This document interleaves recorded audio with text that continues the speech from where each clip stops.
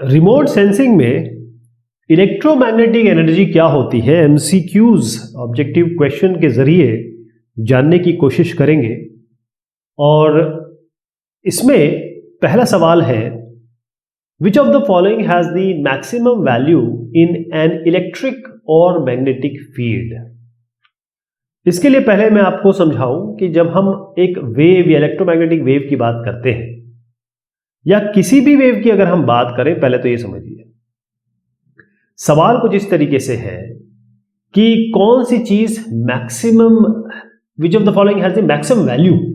Maximum value किस चीज की हो सकती है।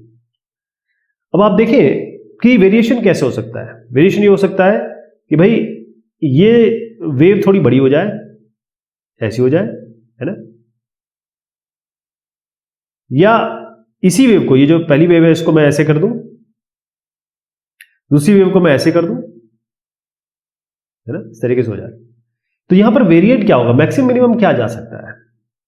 ये जा रहा है, अगर मीन वैल्यू ले ले तो क्या जा रहा है, ये जा रहा है और ये जा रहा है, और इसी को हम कहते हैं एम्पलीट्यूड। ये तो एम्पलीट्यूड है हमारी।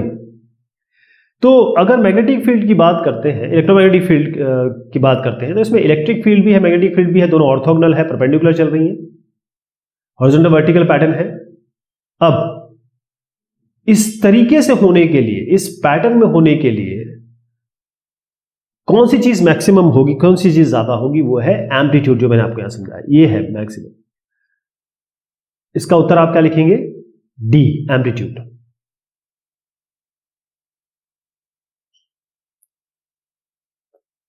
Velocity of a light can be given as, light, अब आप इसको इस तरह समझिए, यहां पर सन है, सन कितनी दूरी पे है आप जानते हैं, बहुत दूरी पे अभी है, ठीक। लेकिन इसकी लाइट को आने में बहुत ज्यादा समय नहीं लगता है। अगर इतनी दूरी पे अगर आप चलना शुरू करें तो शायद जमाने गुजर जाएंगे, या फिर किसी भी स्पीड से आप जाएं तो भी जमाने लग जाएंगे वहां तक पहुंचने में, लेकिन लाइट को आने में समय नहीं लगता। क्यों? क्योंकि लाइट की जो स्पीड है वो है 3 × 10⁸। अगर मैं इसको, ये मजा नहीं आएगा इसको देखने में। अब आप देखिए 1 2 3 4 5 6 7 8, अब देखिए इतनी स्पीड है इसकी पर सेकंड, इतने मीटर ये चलती है, यानी अगर इसको मैं हटा दूं तो इतने किलोमीटर ये चलती है एक सेकंड में, एक सेकंड में इतना चल जाती है। तो ये जो वेलोसिटी ऑफ लाइट है, एक और इसमें एग्जांपल देता हूं आपको कि कहीं बिजली कड़कती है तो आपको क्या होता है, पहले लाइट दिखाई दे देती है, बिजली कड़कती है, लाइटनिंग होती है, पहले लाइट दिखाई दे देती है, बाद में आपको साउंड आती है, क्योंकि लाइट की स्पीड बहुत ज्यादा है, इतनी स्पीड है। अगर आप देखें तो वैक्यूम और एयर में तो इसकी 3 × 10⁸ है, वाटर ग्लास में थोड़ी सी कम हो जाती है। तो वेलोसिटी ऑफ लाइट है 3 × 10⁸ मीटर पर सेकेंड। अब वेलोसिटी ऑफ लाइट हम कैसे निकालते हैं, इसमें हमारे पास जो ईएम वेव के प्रिंसिपल्स हैं, इलेक्ट्रोमैग्नेटिक वेव्स के अलग अलग प्रिंसिपल्स हैं, और साथ में हम प्लैंक लॉ को यूज करते हैं, जो हमने पिछले डिस्कशन में भी देखा है, लेकिन यहां पर भी हम देखने की कोशिश करेंगे। तो अप्रोक्सीमेट हमको एक जो इसकी संख्या है वैक्यूम में स्पीड ऑफ लाइट की, वो हमें पता चल जाती है, 3 × 10⁸ कर दीजिए इसको, मीटर पर second. In electromagnetic waves electric field is not used. Electromagnetic wave का नाम ही इलेक्ट्रो और मैग्नेटिक है।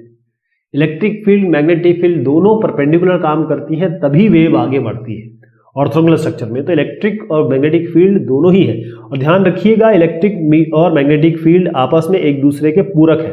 अगर आप केवल करंट पास करें तो आप देखेंगे कि मैग्नेटिक फील्ड अपने आप जनरेट हो जाएगी। अगर आपके पास मैग्नेटिक फील्ड है और आप किसी डायरेक्शन में इसको रोटेट या फिर एक मूवमेंट कराएं तो इलेक्ट्रिक फील्ड अपने आप जनरेट हो जाएगी। इसके बहुत सारे एक्सपेरिमेंट हम देख चुके हैं। आपने अगर 9वीं 10वीं की, खासतौर पे 11वीं में भी बहुत ज़्यादा है फिजिक्स में, ये सारी चीज़ें हमने बहुत डिटेल में देख रखी है। तो इलेक्ट्रोमैग्नेटिक वेव का मतलब ये है कि इसका नाम ही इलेक्ट्रिक और मैग्नेटिक फील्ड के नाम पे रखा गया है। ये एक वेव स्ट्रक्चर है जो आप यहां देख रहे हैं, और इसमें इलेक्ट्रिक फील्ड वर्टिकल है E,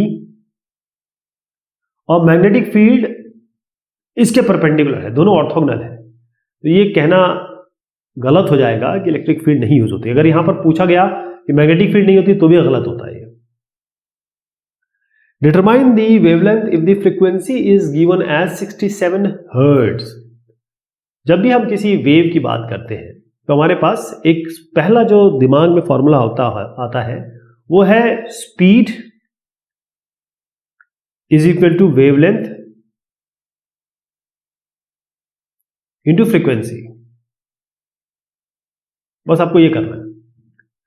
इसका अगर अभी सवाल देख लेते हैं, फिर आपको एक और चीज बताऊंगा। इसमें पहली चीज ये है कि इसमें फ्रीक्वेंसी दी हुई है, यानी कि ये फ्रीक्वेंसी आपको दिखी है 67 हर्ट्ज। हर्ट्ज होता है, हर्ट्ज एक बहुत बड़े साहब हुए उनके नाम पे है।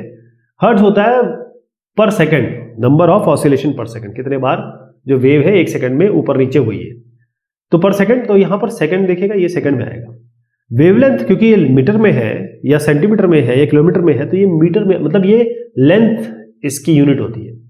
अब वेवलेंथ का मतलब क्या हुआ, यहां पर वेवलेंथ निकालनी है हमको, तो वेवलेंथ लिख दीजिए लैम्डा। ध्यान रखिए ये मीटर में आएगी। अब आपको स्पीड निकालनी है। स्पीड आपको दी हुई है, कैसे निकालनी, कैसे हो गई? यहां था, क्या था, स्पीड ऑफ लाइट के बारे में हमने डिस्कशन किया, बिल्कुल यही चीज यहां चलेगी। हम यहां पर 3 × 10⁸ दे देंगे। तो अब लैम्डा जो आएगा, अब ये कितना है, ये जो स्पीड होती है वो मीटर पर सेकंड में होती है। तो यहां देखिए ये मीटर पर सेकंड है, ये लैम्डा है, और ये आपका पर सेकंड है। जब ये यहां पर जाएगा सेकंड, तो ऊपर सेकंड जाएगा, सेकंड सेकंड कैंसिल, ये मीटर में आएगा आंसर, और वही हम चाहते थे। तो फॉर्मूला भी सही है, और इसका कंप्यूटेशन कैसे करना है, इसको 67 से डिवाइड कर दीजिए बस।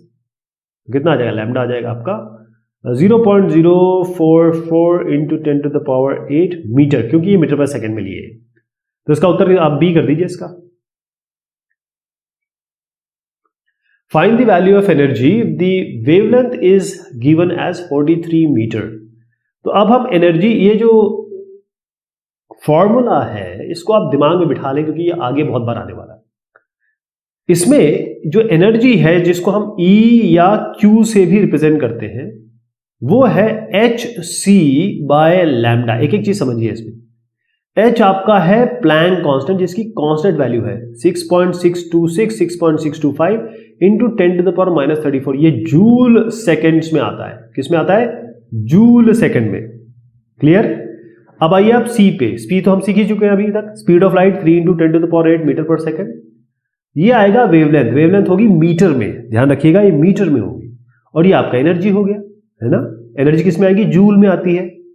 तो अब आपको कहा गया है एनर्जी निकालनी है। यदि वेवलेंथ आपकी 43 मीटर है, तो क्या हमारे पास सारी चीजें हैं, देखते हैं। पहले वेवलेंथ की जगह वेवलेंथ रख देते हैं, ठीक है।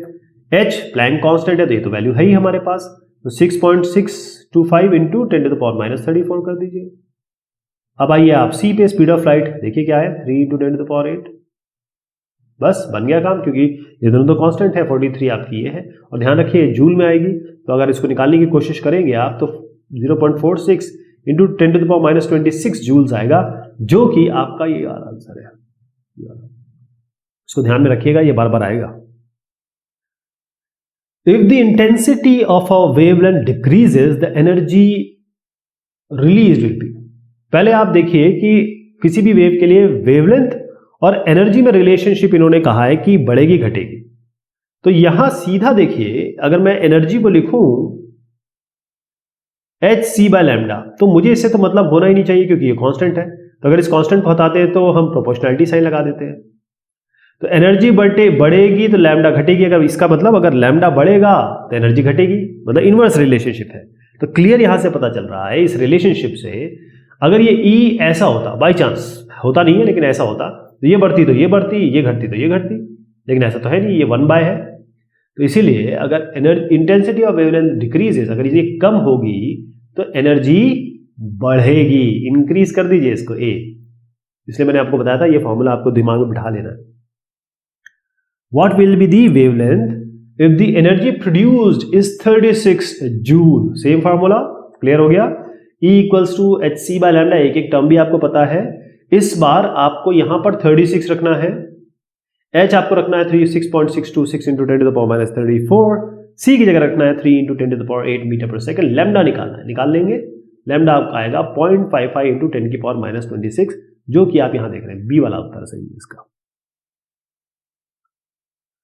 In an electromagnetic field which field is placed horizontal. चलिए देख लेते हैं। इसमें हॉरिजॉन्टल एक फील्ड होती है और मैग्नेटिक एक वर्टिकल फील्ड होती है। तो हॉरिजॉन्टल फील्ड जो होती है वो बी से रिप्रेजेंट करते हैं, ये मैग्नेटिक फील्ड है,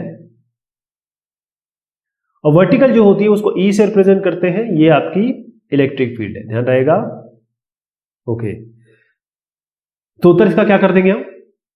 पहली चीज तो ये है कि गामा रेज तो रे होती है, या तो इन्होंने सवाल ही दूसरा पूछा है। सोलर फील्ड, ये तो इस कॉन्सेप्ट में ही नहीं है। इलेक्ट्रिक फील्ड हो सकती है या फिर मैग्नेटिक फील्ड होती है, इन दोनों में एक आंसर हो सकता है। अगर यहीं पे अगर वर्टिकल होता तो आपका आंसर बदल जाता। आप क्या कर देते, इसकी जगह इलेक्ट्रिक फील्ड लिखते। तो इसका उत्तर क्या हो गया? Magnetic field, D. The wavelength sensed in remote sensing are, कौन कौन सी? इसके लिए आपको जरा इलेक्ट्रोमैग्नेटिक स्पेक्ट्रम पहले समझना पड़ेगा, जो कि हम काफी बार डिस्कशन कर चुके हैं पिछले बात जब हमने बात की थी। तो इलेक्ट्रोमैग्नेटिक स्पेक्ट्रम की एक परिधि है, मैंने हॉरिजॉन्टल दिखाई थी, इस बार मैं वर्टिकल दिखाऊंगा। इन्होंने ये कहा है कि वेवलेंथ जो है वो किस किस लिमिट कहां से कहां तक है उसकी। अगर मैं कहूं कि 26 नैनोमीटर है और मैं लिख दूं 26 मीटर, तो ये तो बहुत बड़ा रेंज हो गया। क्या है, क्या ये होता है, ऐसा होता है? तो उत्तर इसका ये है, मैं आपको छोटे से छोटा बताऊंगा, बड़े से बताऊंगा। पहले इलेक्ट्रोमैग्नेटिक स्पेक्ट्रम की बात कर लेता हूं। यहां से हम शुरू करते हैं यहां तक। यहां पर आपकी रेडियो वेव्स आती हैं, और ये जो वेव्स है आपकी अल्ट्रा वायलेट है, इस तरीके से रेज आती है। फिर ये बढ़ती बढ़ती आती है, यहाँ कहीं विजिबल आता है, फिर IR आता है। रेडियो वेव्स ऐसी होती हैं जो बड़े बड़े पहाड़ों को भी क्रॉस कर जाती है, तभी तो आप रेडियो सुन पाते हैं। रेडियो शिलोंग में चल रहा होगा, रेडियो चला होगा दिल्ली में, और मुजफ्फरनगर का आदमी सुन रहा है। कैसे? इस कारण से। लेकिन ये जो अल्ट्रा वायलेट है या एक्सरे है, ये जो भी रेज जो छोटी वेवलेंथ की होती है वो वहीं रुक जाती है। छोटी वेवलेंथ वहीं रुक जाएगी, वो आगे बढ़ेगी, बढ़ ही नहीं पाएगी, क्योंकि छोटी वेवलेंथ होती है, यहीं टूट के बिखर जाएंगी। ये आगे बढ़ जाएंगे। तो ये तो इतनी बड़ी, पहाड़ कितना होता है? मीटर्स में होता है, किलोमीटर्स में होता है, लेकिन ये कितने में होता है? तो वो छोटी सी होती है, बहुत छोटा लेंथ। इसको मीटर, माइक्रोमीटर, मिलीमीटर या नैनोमीटर तक ले जाते हैं हम। तो सबसे बड़ा किलोमीटर हो गया, रेडियो वेव से बहुत बड़ी है। थोड़ा नीचे आइए, यहाँ पर मीटर हो गया। फिर और आइए, और इंफ्रारेड आपका 10 की, ये देखिए 1 मीटर 1 सेंटीमीटर यहां तक आए। वेव्स जो हम असली जो सेंस करती है, रिमोट सेंसिंग सैटेलाइट या उसके सेंसर्स, इंफ्रारेड 10 की पावर -4, 10 की पावर -6 पे आते हैं। इसको माइक्रोमीटर कहेंगे आप। म्यू एम मतलब 10 की पावर -6, 1/10⁻⁶। और नीचे आएंगे 1 नैनोमीटर। देखिए 1 नैनोमीटर यहीं पे है, उससे भी कम 10 की पावर -12 पिकोमीटर तक जाती है। तो आप एक काम करिए, यहां पर क्योंकि पिकोमीटर दिया नहीं हुआ है, आपको नहीं दिया हुआ है ना, तो फिर नैनो पे आ जाइए। तो नैनो तो सारे दिए हुए हैं। अब हमको हाईएस्ट रेंज पता करनी है। तो हाईएस्ट रेंज क्या होगी इसकी? यहां पर मैंने कहा किलोमीटर। अच्छा, किलोमीटर कौन सा? गीगामीटर, डेसीमीटर, माइक्रोमीटर। ये थोड़ा सा समझ में नहीं आ रहा है। एक काम करिए, मीटर कर दीजिए इसको, या माइक्रोमीटर कर दीजिए, बेटर ये रहेगा। तो माइक्रोमीटर बेसिकली मैं आपको यहां तक ले गया और यहां तक ले गया, तो ये पूरी रेंज बता देगी इसके हिसाब से आपकी फ्रीक्वेंसीज भी चेंज होती है। जो रेडियो वेव्स या आगे जो माइक्रो ये सब वेव्स होंगी, इनकी किलो हर्ट्ज, मेगा हर्ट्ज में होगी, ऐसे गीगा हर्ट्ज की, ये एम हर्ट्ज, किलो हर्ट्ज ऐसे होगी। नीचे आएंगे आपका तो थोड़ा सा यहाँ पर कम कर दीजिए। लेकिन आपको ये समझना है, नैनो, यहाँ ये आपका नैनो है, ये आपका नैनो हो गया, ये पीको है, नैनो है, माइक्रो है, और मीटर सेंटीमीटर तो खैर आप ही देख रहे हैं, सेंटीमीटर, मीटर और किलोमीटर। सी इसका बेहतर लग रहा है आंसर।